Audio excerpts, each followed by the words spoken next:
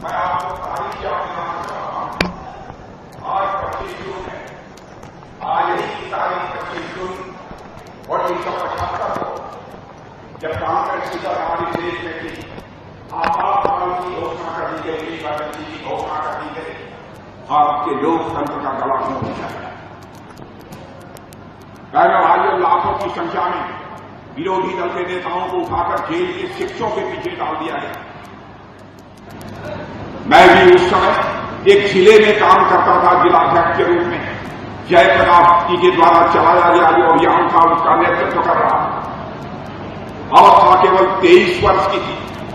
मुझे भी उठाकर जेल के शिक्षकों के पीछे डाल दिया गया और 2-2.5 महीने तक मुझे तन्हाई में रखा गया था बहनों भाइयों, और 16 महीने लगातार जेल में रखा गया।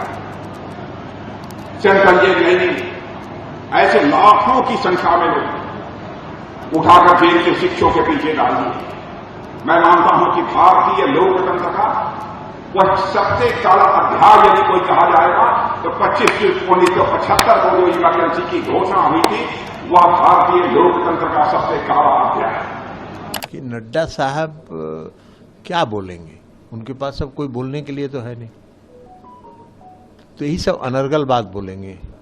1974 में और 1975 में जब हम लोग इमरजेंसी के दौरान तत्कालीन शासन के खिलाफ जब लड़ रहे थे, तो जो उस समय की परिस्थिति थी, उस परिस्थिति के खिलाफ लड़ रहे थे। हम लोग कोई इंदिरा गांधी से नहीं लड़ रहे थे, हम शासन से लड़ रहे थे। और आज की जो स्थिति है वो 1974 की और 75 की इमरजेंसी की जो स्थिति है उससे बदतर स्थिति है। 1974 और 75 में कम से कम प्रेस को आजादी थी।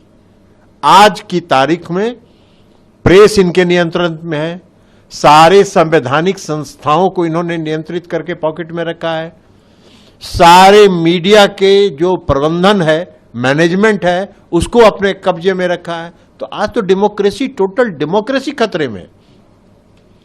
तो सारी डेमोक्रेसी को आप समाप्त कर रहे हैं और आप इमरजेंसी की याद करा रहे हैं। आप इमरजेंसी से बदतर स्थिति में है। आज अगर कोई आपके खिलाफ एक शब्द बोलता है तो उसके यहां सीबीआई और ईडी का छापा पड़ने लगता है। इमरजेंसी के दौरान कभी इंदिरा गांधी ने सीबीआई और ईडी का और इनकम टैक्स का इस्तेमाल नहीं किया था।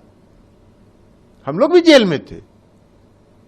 आप तो आज वो काम कर रहे हैं, लोगों को डरा रहे हैं, धमका रहे हैं, सारी संस्थाओं को नियंत्रित करके अपने पॉकेट में रखे हुए। आज तो बदतर स्थिति है। आज तो पूरा देश का जो लोकतंत्र है खतरे में है। आज देश की स्वतंत्रता खतरे में है। तो आज जो हम आपके खिलाफ लड़ रहे हैं वो लड़ रहे हैं और उसमें कांग्रेस हमारे साथ है।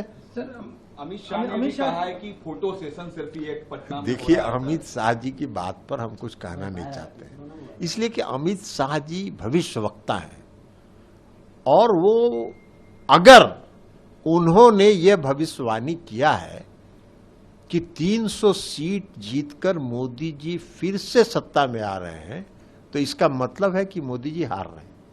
कांग्रेस वो पार्टी है जिन्होंने 1947 के बाद आजादी प्राप्त होने के उपरांत देश में अपने संविधान लागू होने के बाद आज से 48 साल पहले आज ही के दिन सारे संवैधानिक अधिकारों को, नागरिकों की सारे मौलिक अधिकारों को जब्त कर दिया था, सस्पेंड कर दिया था। देश में संविधान को कुठाराघात करने की पाप कांग्रेस पार्टी ने किया था। उसी दिन को आज हम मनाते हैं। ये गणतंत्र विरोधी दिवस, गणतंत्र के लिए काला दिवस, ऐसे हम मनाते हैं। आज भी नई पीढ़ी को, आज की सामाजिक राजनीतिक कार्यकर्ताओं को याद रखना पड़ेगा कांग्रेस देश के लिए कितना घातक है। एक परिवार के खिलाफ नागरिकों ने आवाज उठाया, इसी के खिलाफ कांग्रेस पार्टी ने देश की नागरिकों के मौलिक अधिकार को हनन कर दिया था। इसको याद रखना होगा और कांग्रेस की असली चेहरे को ध्यान देना पड़ेगा। आपातकाल की वर्षगांठ है। मैं इस दिन सभी लोकतंत्र सेनानियों को, जिन्होंने क्रूरतम यातनाएं झेली, उन सभी को नमन करता हूं और उनके कारण से निश्चित रूप से देश के अंदर जो आपातकाल था, लोगों को गलत तरीके से जेल में डाला गया था, उनके नाखून निकाल दिए गए थे, उनको पीसकर शीशा पिला दिया गया था। ऐसे अनेक लोग जिन्होंने लोकतंत्र को बहाली के लिए अपना संघर्ष किया, लगातार आंदोलन किया, उनकी बदौलत ही हमारा लोकतंत्र फिर से खड़ा हुआ। आज का ये दिन बहुत ही महत्वपूर्ण दिन है। उन सभी को हम याद करते हैं और जो हमारे बीच में नहीं है उन सभी को श्रद्धांजलि व्यक्त करते हैं। और ऐसे समय में आज हमारे देश के यशस्वी प्रधानमंत्री मोदी जी जहां लोकतंत्र सेनानियों के लिए, लोकतंत्र की स्थापना के लिए लगातार काम कर रहे हैं, हर वर्ग के उत्थान के लिए काम कर रहे हैं, समाज के अंतिम छोर में खड़े हुए लोगों के लिए काम कर रहे हैं। निश्चित रूप से जो लोकतंत्र सेनानियों ने उस समय लोकतंत्र को स्थापित करने के लिए काम किया था, उस सभी को आगे बढ़ाने का काम आज मोदी जी के नेतृत्व में हो रहा है।